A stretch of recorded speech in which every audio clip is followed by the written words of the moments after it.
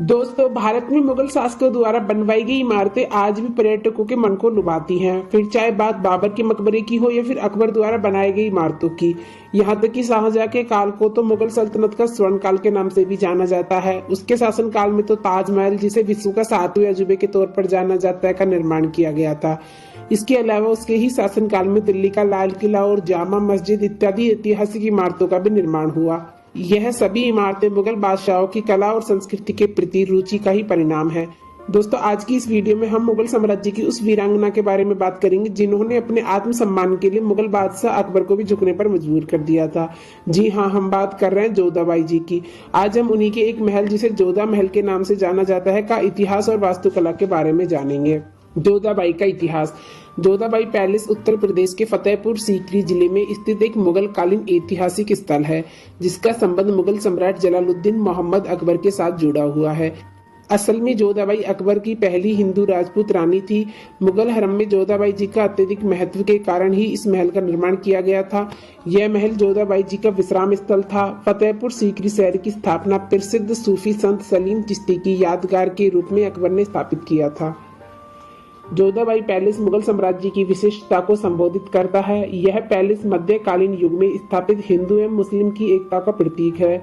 इस ऐतिहासिक इमारत को वर्ष 1986 में यूनेस्को द्वारा विश्व विरासत स्थल की सांस्कृतिक सूची में शामिल किया गया था।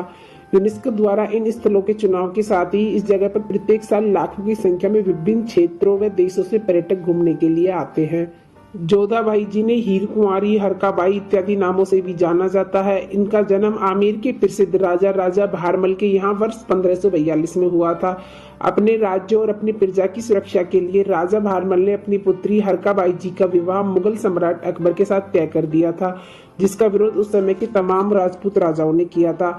लेकिन राजा भारमल ने अपनी पुत्री का विवाह अकबर के साथ कर दिया और मुगल दरबार में एक सम्मानित पद के साथ अकबर और मुगल साम्राज्य के विश्वास पात्र बन गए। आमेर राजकुमारी हीर कुंवारी जी का विवाह इतिहास के पन्नों में सदा के लिए अमर हो गया, क्योंकि इस प्रकार का विवाह मुगल इतिहास की एक बहुत ही महत्वपूर्ण घटना थी। आधुनिक भारतीय इतिहास लेखन में उन्हें व्यापक रूप से अकबर और मुगल की धार्मिक मतभेदों की सहिष्णुता एवं विस्तारित बहुजातीय और बहुसांप्रदायिक साम्राज्य के भीतर उनकी समावेशी नीतियों के उदाहरण के रूप में माना जाता है। जोधाबाई जी को अकबर ने ही मरियम उज जमानी का नाम दिया था। जहांगीर इन्हीं के पुत्र थे, जिसने अपने शासनकाल के दौरान मुगल सल्तनत की चित्रकारी के क्षेत्र में अग्रणीय बना दिया था। मरियम उज जमानी को मुगल सम्राट अकबर व जहांगीर दोनों के ही शासनकाल में हिंदुस्तान की रानी माँ के रूप से जाना जाता था।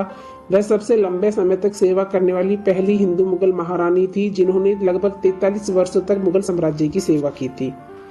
जोधाबाई पैलेस की स्थापत्य कला। जोधाबाई जी का महल राजपूत और इस्लामी शिल्पकारी का बेजोड़ नमूना है। इस महल की स्थापना वर्ष 1570 के आसपास बनाई गई थी।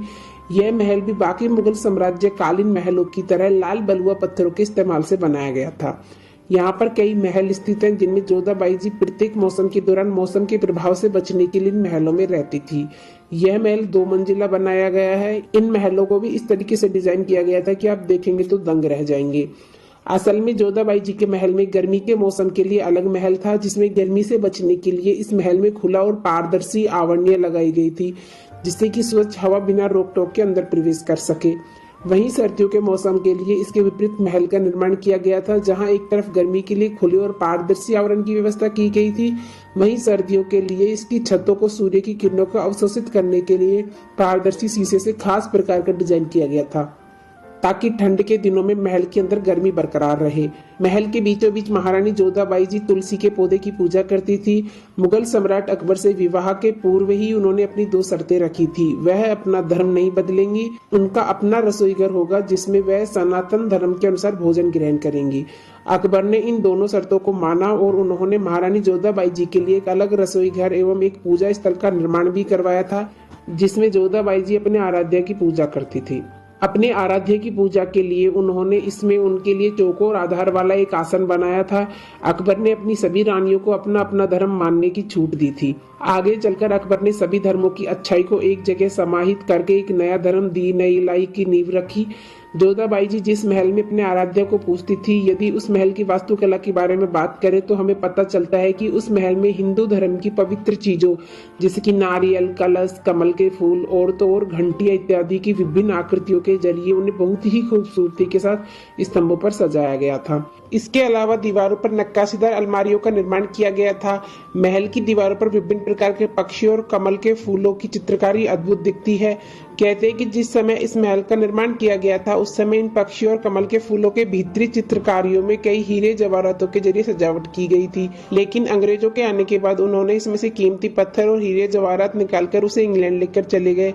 सच में हमारा देश सोने की चिड़िया था। जोधाबाई महल के खुलने का समय और प्रवेश शुल्क। जोधाबाई महल सुबह के 6 बजे से खुलता है और शाम के 6 बजे बंद होता है। यदि आप शुक्रवार को जोधाबाई महल घूमने का मन बना रहे हैं तो आप इस दिन ना आवे। इस दिन यह महल बंद रहता है। यह सप्ताह के अन्य दिन खुला रहता है। सार्क, बिम्स्टेक और भारतीय सदस्यों के लिए 50 रुपए शुल्क लगता है। यदि आप एक विदेशी हैं तो आपको 200 रुपए का प्रवेश शुल्क देना पड़ेगा। अन्य पर्यटक स्थल। दोस्तों, उत्तर प्रदेश का फतेहपुर सीकरी बहुत ही खूबसूरत शहर है। यहाँ पर मुगल राजाओं द्वारा एक से एक बढ़कर ऐतिहासिक इमारतों का निर्माण किया गया था। वर्ष 1986 में यूनेस्को द्वारा फतेहपुर सीकरी के ऐतिहासिक इमारतों को विश्व विरासत स्थल के रूप में चुना गया था। दोस्तों, जोधाबाई महल एक अद्भुत कलाकारी का नमूना है जिसमें हमें राजपूत और इस्लामी वास्तुकला के दर्शन होते हैं। इसके अलावा इसमें स्तंभों, खिड़कियों और अलमारियों इत्यादियों में विभिन्न प्रकार की चित्रकारी की गई है जो अपने समकालीन इमारतों में सर्वश्रेष्ठ है। दोस्तों, यदि आप इस महल में घूमना चाहते हैं तो आप फतेहपुर सीकरी के अन्य दर्शनीय स्थलों को भी जरूर देखें। इस प्रकार से आप मुगल कालीन, खासकर मुगल अकबर के समय में हुई वास्तुकला को ज्यादा गहराई से विश्लेषण कर पाएंगे। इसके अलावा आप यदि बच्चों या परिवार के साथ आते हैं तो यह सोने पर सुहागा होगा। उन्हें इस जगह के इतिहास के बारे में जरूर बताएं। दोस्तों, इन ऐतिहासिक इमारतों या पर्यटन स्थलों पर टिकट का पैसा, यात्रा अवधि जैसी छोटी चीजें बदलती रहती है, इसलिए यदि आपको इनके बारे में पता हो तो हमें कमेंट करके जरूर बताएं। तो दोस्तों, यह था जोधाबाई और जोधाबाई महल से जुड़ा संपूर्ण इतिहास। आपको वीडियो कैसी लगी हमें कमेंट करके बताएं और वीडियो पसंद आए तो लाइक शेयर सब्सक्राइब करें। Thanks for watching.